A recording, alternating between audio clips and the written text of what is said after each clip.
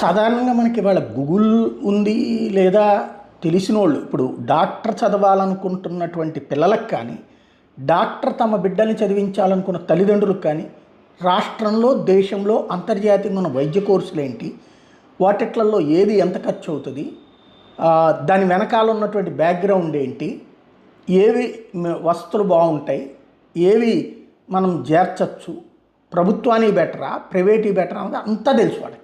కాకపోతే ఆ సంఖ్య ఒక 10% ఉంటే మిగతా వాళ్ళు 90% ఉన్నారు కాబట్టి వాళ్ళేమి పట్టించుకోరు, కాబట్టి వాళ్ళేమి చూడట్లేదు, కాబట్టి దాన్ని అడ్డుపెట్టుకుని నడపచ్చా.